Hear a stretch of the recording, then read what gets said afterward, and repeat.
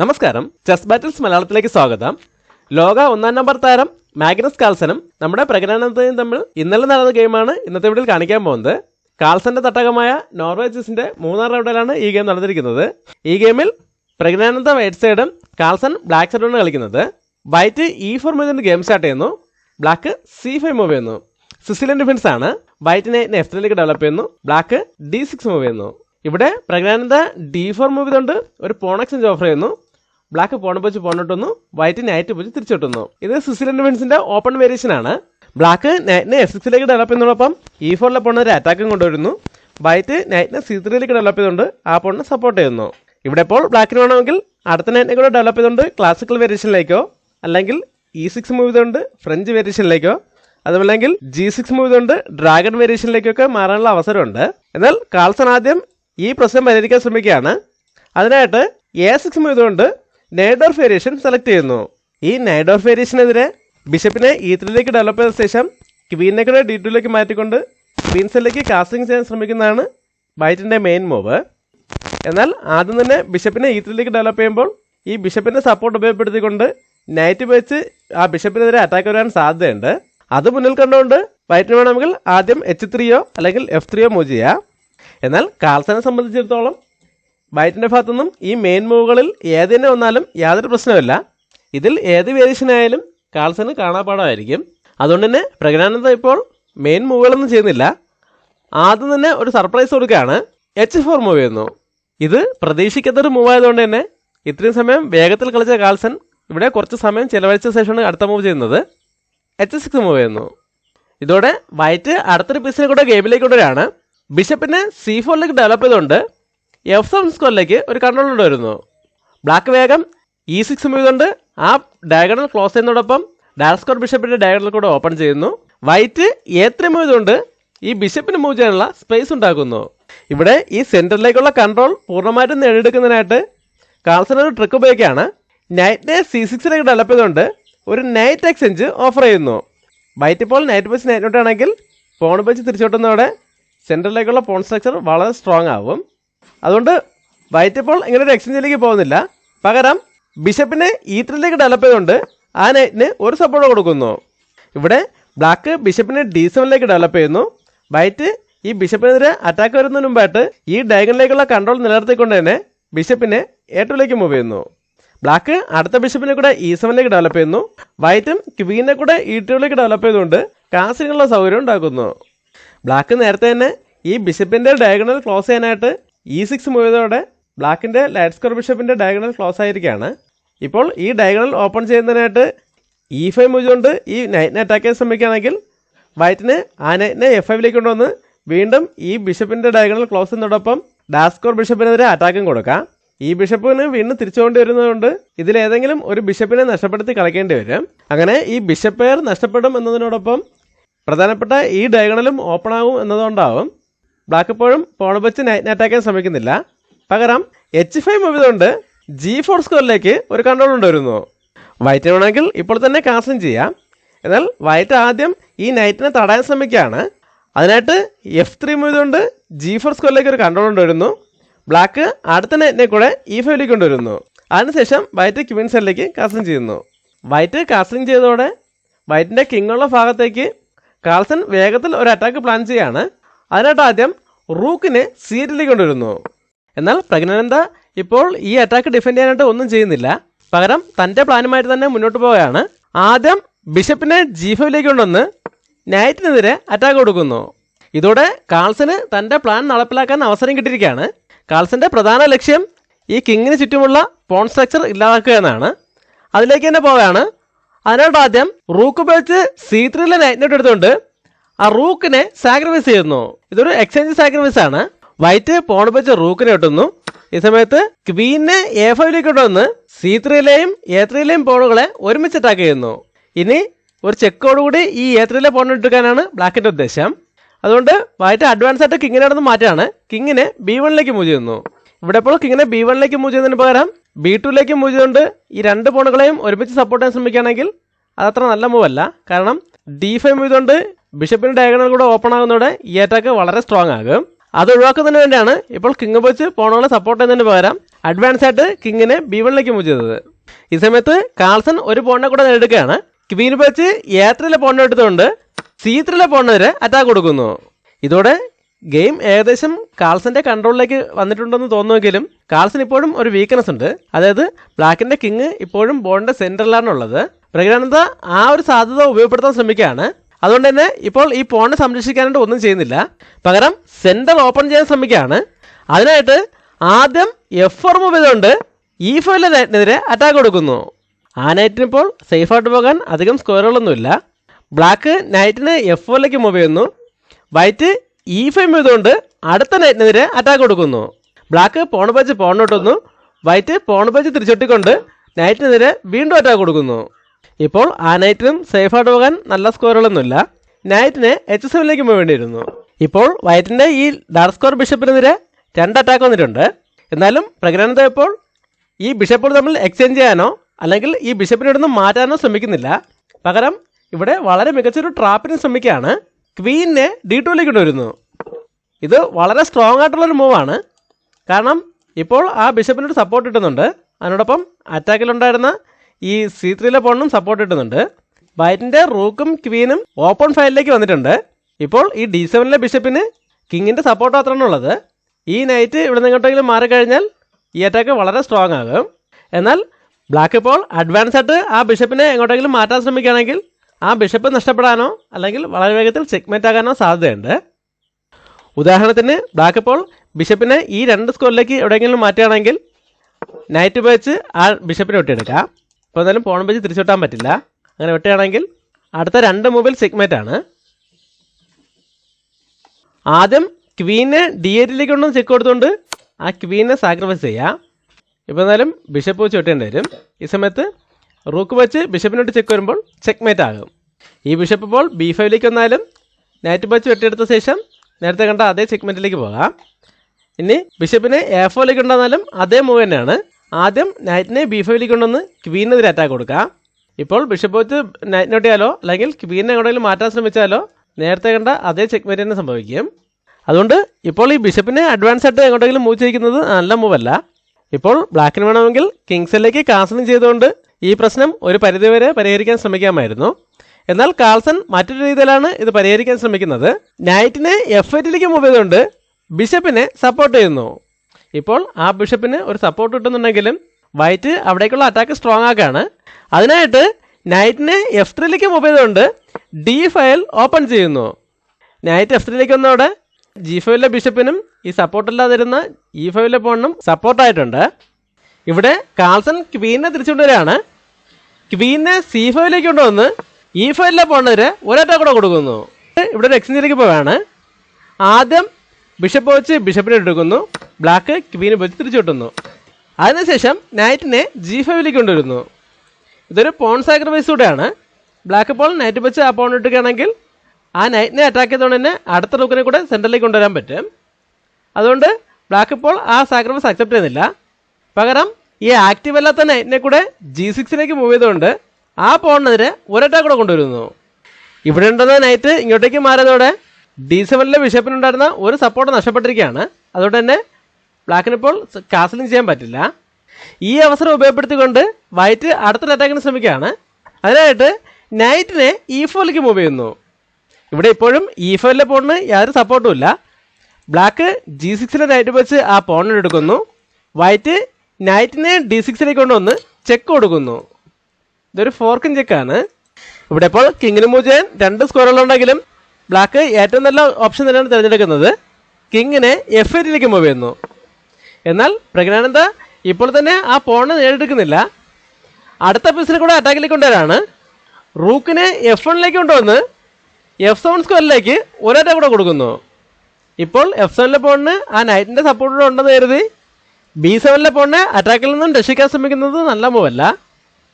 അങ്ങനെ പോണിനെ അറ്റാക്കിൽ നിന്നും രക്ഷിക്കാൻ ശ്രമിക്കുകയാണെങ്കിൽ വൈറ്റിനിവിടെ ഒരു കൂട്ട എക്സസൈസിലേക്ക് പോകാം. ആദ്യം നൈറ്റ് വെച്ച് F7 പോണിട്ട് എടുക്കാം. നൈറ്റ് വെച്ച് നൈറ്റിനോട്ടേണ്ടി വരും. ഈ സമയത്ത് ക്വീൻ വെച്ച് ബിഷപ്പിന് ഇട്ടെടുത്തുകൊണ്ട് ഒരു ക്വീൻ എക്സ്ചേഞ്ചിന് ഫോഴ്സ് ചെയ്യാം. ക്വീൻ വെച്ച് ക്വീൻ ഇട്ടാണെങ്കിൽ റൂക്ക് വെച്ച് തിരിച്ചു വെട്ടാം. ഇതോടെ പിന്നിങ്ങിനുള്ള നൈറ്റിനെതിരെ ഒരറ്റാക്ക് കൂടെ വരും. ബ്ലാക്ക് ഇപ്പോൾ അടുത്ത നൈറ്റ് വെച്ച് ആ നൈറ്റിനെ സപ്പോർട്ട് ചെയ്തതോടൊപ്പം റൂക്കിനെ അറ്റാക്ക് ചെയ്യാൻ ശ്രമിച്ചാലും റൂക്കിനെ അറ്റാക്കിൽ നിന്ന് മാറ്റേണ്ട ആവശ്യമില്ല. പകരം ബിഷപ്പ് വെച്ച് E6 പോണിനെ കെട്ടിയെടുത്തുകൊണ്ട് ആ നൈറ്റിനെതിരെ ഒരറ്റ കൂടെ കൊണ്ടുവന്നാൽ മതി. ഇപ്പോൾ നൈറ്റ് വെച്ച് റൂക്കിനോട്ടാണെങ്കിൽ ആദ്യം റൂക്ക് വെച്ച് ഒരു ചെക്കോട് കൂടി F7 നൈറ്റിനോട്ട് എടുക്കാം. കിങ് ഇപ്പോൾ എങ്ങോട്ട് തന്നെ മാറിയാലും അടുത്ത നൈറ്റിനെ കൂടെ ഒട്ടിയെടുക്കാം. ഇതോടെ എൻഡ് ഗെയിമിൽ വൈറ്റിന് ഒരു എക്സ്ട്രാ പീസ് കിട്ടുകയും അതുപയോഗിച്ച് വൈറ്റിന് വിജയിക്കാനും കഴിയും. അങ്ങനെ ഒരു പ്രശ്നമുള്ളതുകൊണ്ട് ബ്ലാക്ക് ഇപ്പോൾ ഈ പോണിനെ സംരക്ഷിക്കാൻ ശ്രമിക്കുന്നില്ല. പകരം നൈറ്റിനെ F6 മൂവ് ചെയ്തുകൊണ്ട് റൂക്കിന്റെ ഫയൽ ക്ലോസ് ചെയ്യുന്നു. ഇവിടെ ഉണ്ടായിരുന്ന നൈറ്റ് ഇങ്ങോട്ടേക്ക് മാറിയതോടെ E5 നൈറ്റിനുണ്ടായിരുന്ന ഒരു സപ്പോർട്ട് നഷ്ടപ്പെട്ടിരിക്കുകയാണ്. അതുകൊണ്ട് വൈറ്റ് ആദ്യം ക്വീനെ D4 കൊണ്ടുവന്ന് ആ നൈറ്റിനെതിരെ അറ്റാക്ക് കൊടുക്കുന്നു. നൈറ്റ് G4 മാറിയ ശേഷം നൈറ്റ് ഉപയോഗിച്ച് B7 പോണിനെ ഇട്ടെടുക്കുന്നു. ഇതോടെ ബ്ലാക്കിന് ഒരു കൗണ്ടർ അറ്റാക്കിനുള്ള ചാൻസ് കിട്ടിയിരിക്കുകയാണ്. ബ്ലാക്ക് ബിഷപ്പിനെ B5 മൂവ് ചെയ്തുകൊണ്ട് വൈറ്റിൻ്റെ റൂക്കിനെ അറ്റാക്ക് ചെയ്യുന്നതോടൊപ്പം നൈറ്റിനെതിരെ ഡിസ്കവർ അറ്റാക്കും കൊടുക്കുന്നു. വൈറ്റ് ഒരു ക്വീൻ എക്സിലൂടെ ഈ രണ്ട് പ്രശ്നങ്ങളും പരിഹരിക്കാൻ ശ്രമിക്കുകയാണ്.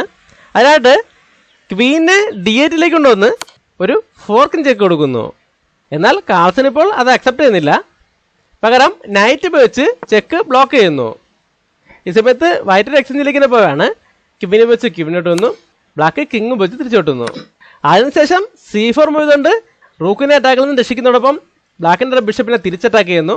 ബ്ലാക്ക് ബിഷപ്പിനെ A4 മൂവ് ചെയ്യുന്നു. ഇവിടെ ഇപ്പോൾ ബിഷപ്പിനെ A4 മൂവ് ചെയ്യുന്നതിന് പകരം C4 മൂവ് ചെയ്തുകൊണ്ട് ആ നൈറ്റിനെയും പോണിനെയും ഫോർക്ക് ചെയ്താൽ പോരായിരുന്നെന്ന് തോന്നാം. എന്നാൽ അവിടെ ഒരു പ്രശ്നമുണ്ട്.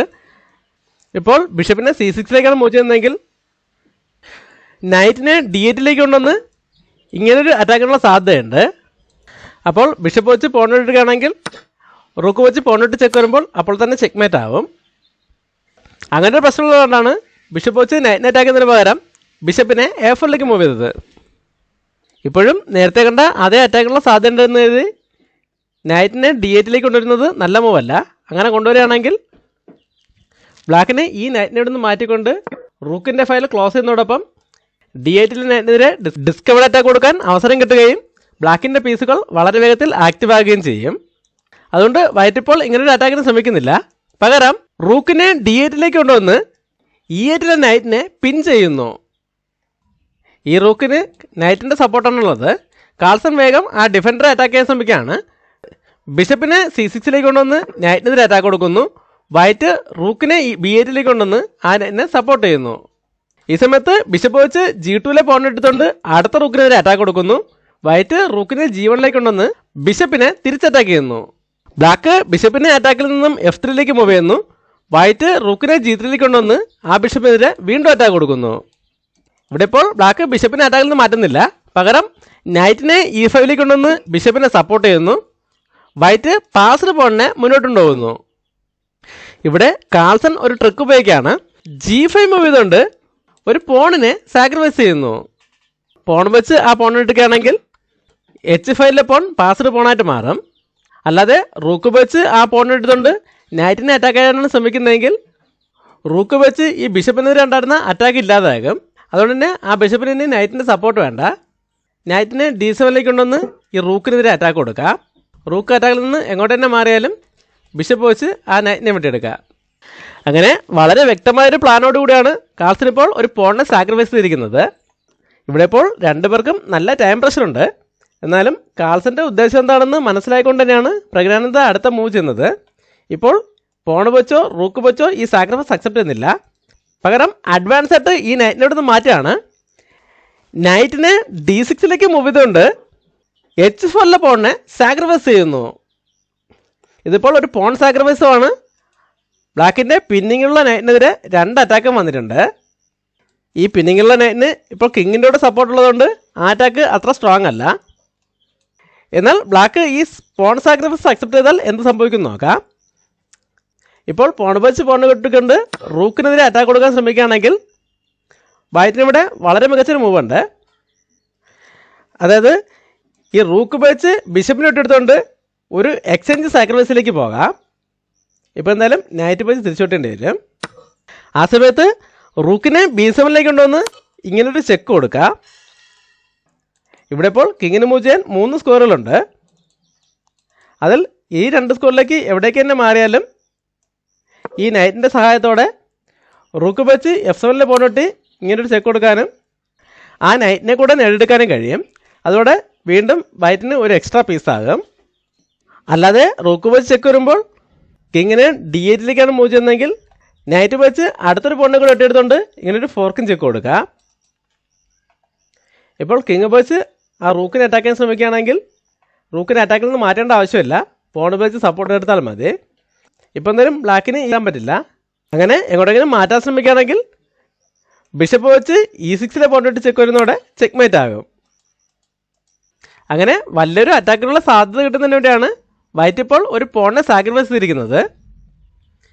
വൈറ്റിൻ്റെ ഉദ്ദേശം എന്താണെന്ന് മനസ്സിലാക്കിക്കൊണ്ട് തന്നെയാണ് കാൾസനും കളിക്കുന്നത്.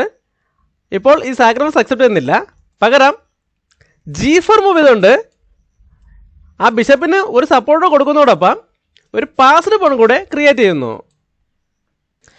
വൈറ്റ് ഇപ്പോൾ തന്നെ ഇങ്ങനൊരു കൂട്ട എക്സ്ചേഞ്ചിലേക്ക് പോവുകയാണെങ്കിൽ ആ എക്സ്ചേഞ്ചിന് ശേഷം ഇതിലേതെങ്കിലും ഒരു പാസ്ഡ് പോണിനെ ബ്ലാക്കിന് പ്രൊമോട്ട് ചെയ്യാൻ പറ്റും.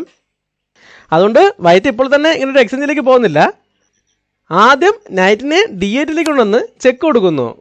ബ്ലാക്ക് കിങ്ങിനെ F6 മാറ്റിയ ശേഷം നൈറ്റിനെ D6 തന്നെ തിരിച്ചുകൊണ്ടുവന്ന് പിന്നിങ്ങിനുള്ള നൈറ്റിനെ വീണ്ടും അറ്റാക്ക് ചെയ്യുന്നു. ബ്ലാക്കിന് ഇപ്പോൾ വേണമെങ്കിൽ ഈ ബിഷപ്പിനെ C6 കൊണ്ടുവന്ന് ആ നൈറ്റിന് ഒരു സപ്പോർട്ട് കൊടുക്കാം. എന്നാൽ ഇവിടെ കാൾസൻ്റെ പ്രതീക്ഷ മുഴുവൻ ഈ പാസ്ഡ് പോണുകളിലാണ്.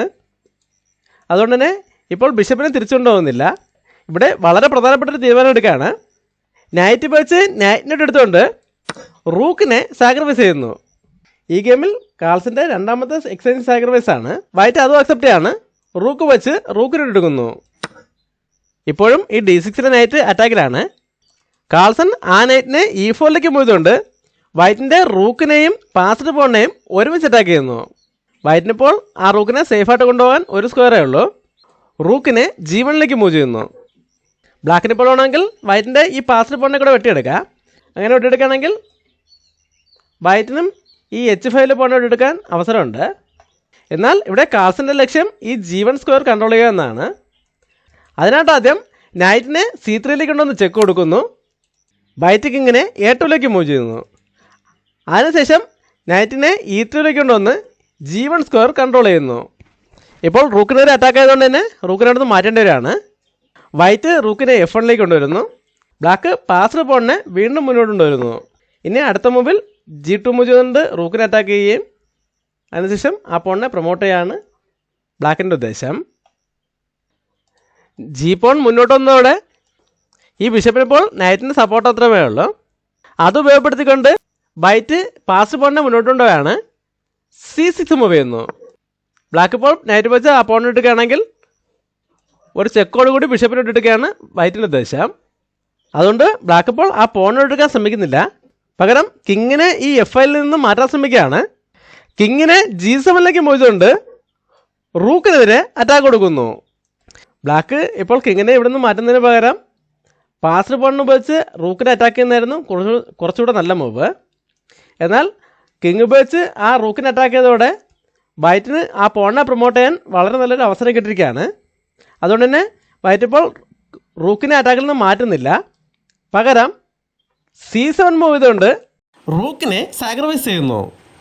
ബ്ലാക്ക് ഇപ്പോൾ കിങ് വെച്ച് റൂക്കിനോട്ടാണെങ്കിൽ ഒരു ചെക്കോട് കൂടി ആ പോണിനെ പ്രൊമോട്ട് ചെയ്യാൻ പറ്റും. അതുകൊണ്ട് ബ്ലാക്ക് ഇപ്പോൾ കിങ് വെച്ച് റൂക്കിനോട്ട് എടുക്കുന്നില്ല. പകരം ഈ പോൺ പ്രൊമോഷൻ തടയാൻ ശ്രമിക്കുകയാണ്. ബിഷപ്പിനെ B7 കൊണ്ടുവന്ന് B8 സ്ക്വയർ കൺട്രോൾ ചെയ്യുന്നു.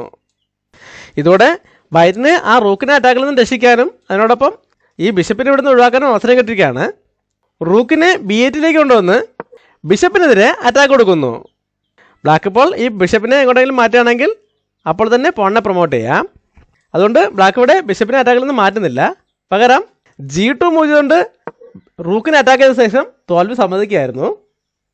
ഇപ്പോൾ ഈ റൂക്കിനെതിരെയുള്ള അറ്റാക്ക് അത്ര സ്ട്രോങ് അല്ല. വൈറ്റിനിപ്പോൾ ഈ പ്രൊമോട്ടിംഗ് സ്ക്വയർ കൺട്രോൾ ചെയ്തുകൊണ്ട് തന്നെ റൂക്കിനെ അറ്റാക്കിൽ നിന്ന് മാറ്റാൻ കഴിയും.